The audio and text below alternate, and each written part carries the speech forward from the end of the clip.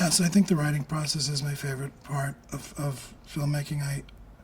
I like the editing process, believe it or not, and I like working with the actors a lot, and I really enjoy figuring out the shots and thinking about how to show what's going on and use the camera a little bit to express it without putting in an extra layer of the same element that's in the scene and destroying the content.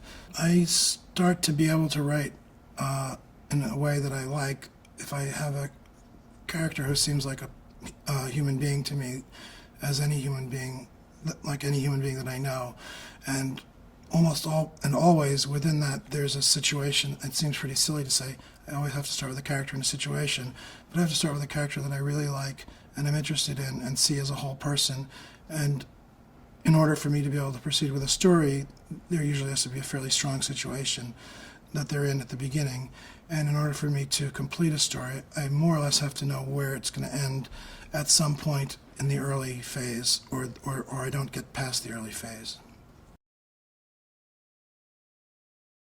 Well, I've been to the North Shore a few times, not very many times. It's a very particular area. It has an unusual combination of beauty and bleakness, and it's funny because it's Manchester itself is kind of a resort town for wealthy Bostonians, but there's also a blue-collar population that services the boats and provides a support for the people who come there for vacation homes. It's also surrounded by other more working-class towns, Gloucester, obviously, where the suffering fishing industry comes out of, and then it's just kind of an interesting mix of real life and real natural beauty. Well, the main character, Lee Chandler, is a sort of a broken man. He's the kind of person who, if he was your super, you would wonder what was wrong with him eventually, because he seems to be not quite there at first when we first meet him, and we learn more about him as the story progresses. And in fact, he's got very close ties to his brother, and the ties that he has to his relatives who are still care about him and worried about him is what's keeping him alive. So in a way, the story is about the hazards of having very close relationships with people, because there's always a danger of something terrible happening, and then all the incredible value you get from having people love you and care about you. And both of these things going on at once is something that I'm very interested in. He has an older brother, Joe, who he's very close with, who needs him because he has health problems, and he also has a nephew. His name is Patrick, who, because his father is ill, also needs Lee's help. He's not left alone enough by the tragedy to really disappear and to go off and simply cease to exist. Casey is great. Been friends for a long time. We worked together for the first time in 2000. He's one of my favorite actors. I just think he's very special. He's very good for this part, and I'm really looking forward to doing the movie with him. He's one of these actors who he's not a show-off. He's not especially narcissistic, except anyone in the arts, including myself, is bound to be somewhat narcissistic. He's not interested in putting on a show. He's really interested in acting, and he's really interested in being emotionally truthful. He's got a great sense of humor. He's very handsome. He's very devoted to what he does. We've worked together before, so I know we speak a common language. I just think he's one of the most interesting actors around, so I feel very lucky he's doing this part, which is extremely challenging. I like to rehearse as much as possible, with as much time and money as we can spare. I like to spend on rehearsal. I'd like to try to rehearse for 3 weeks if possible with the actors, 3 or 4 weeks if possible. You don't usually get that chance, but when I filmed Margaret, we rehearsed 4 or 5 hours a day for 3 weeks, and it's incredibly valuable. If you have a cast that's substantial, good actors, they generally like to rehearse, especially if the material is emotionally challenging. And on a movie set, at least the ones that I've been on, there's very little time for serious rehearsal, and the time that we've spent rehearsing on my other 2 films was just invaluable, because you know what you're talking about when you get to the set. You know what the basics of the scene are, and then you can go from there rather than going from nowhere. into something that you haven't explored yet. I don't know.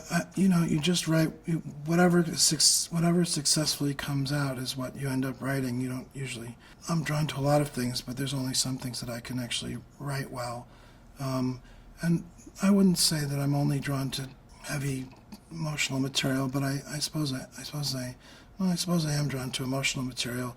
But I really like humor a lot. I don't think there's much life in anything that doesn't have some humor in it. There's some very rare, great works of art that have no sense of humor. It's very rare. It's almost like having no real life to me. So I don't think of this as a heavy, dark film. I think it's a film where there's people who are in a lot of pain, but there's also it's in the context of the rest of life going on around you.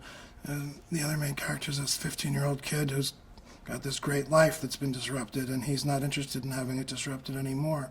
The story is sort of a balance between this man who's been through almost the worst experience life could offer, and this kid who's had a rough time, but is this buoyant, interesting, lively kid who's one of those lucky kids who's having a great time in high school, and he needs someone to help him take care of him, and he in fact needs to guide his own uncle through the pitfalls and requirements of how to step in and take care of him. And it makes for an interesting exchange. Patrick Chandler is the other main character. He's 15. He lives in the town Manchester. He had a difficult time, but he's a very positive, he's a very unusually strong and interesting person, I think. His father has been ill on and off, and the backstory, his mother's not on the scene. He's just to look at him, you wouldn't think it, but he's doing very well in high school. He has really good friends. He's on the hockey team. He plays in a band. He's juggling 2 girlfriends. He's very pleased with his life, and he's not obnoxious. So he's a good kid, and he has a sort of emotional intelligence too that he got from his father, who was his father Joe, who was one of the sort of the center and the rock of the family. And when Joe passes away early on in the story, Patrick is put into Lee's hands, his uncle's hands, and his uncle is pretty shell-shocked from what's happened to him, and Patrick needs him to be less shell-shocked, and most of the story is the dynamic between the two of them about what Patrick needs to get on with his life and what Lee would rather not do in order to protect himself emotionally from what's happened to him before.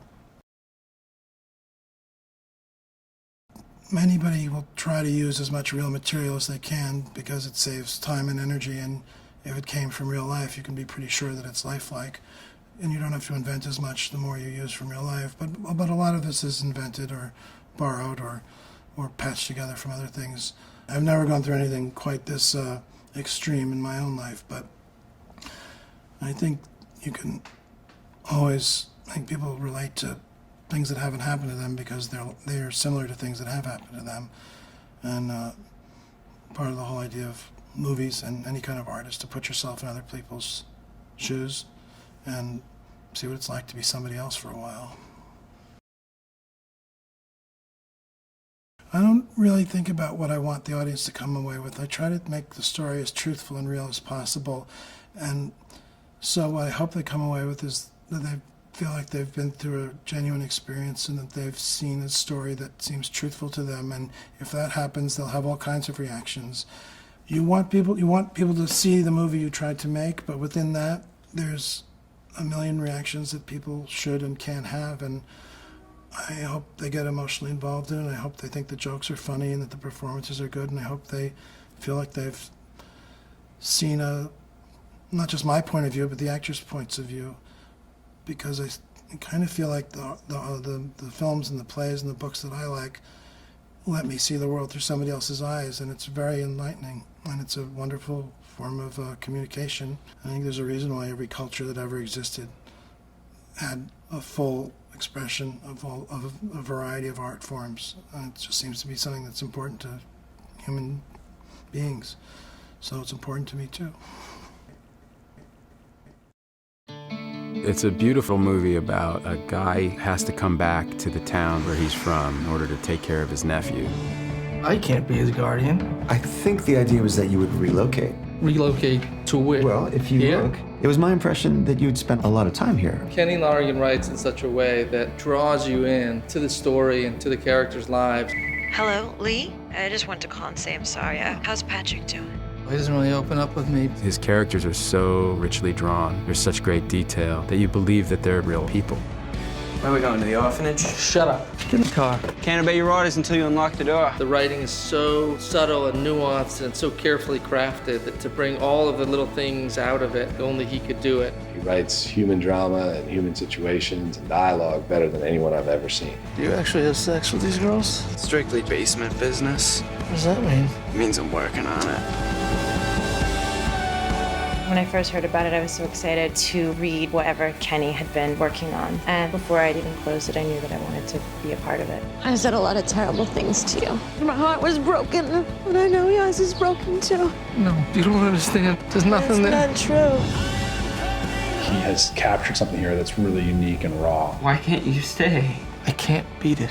I think Kenny will be recognized as the voice of our generation. It feels like real life. I think the movie's incredible.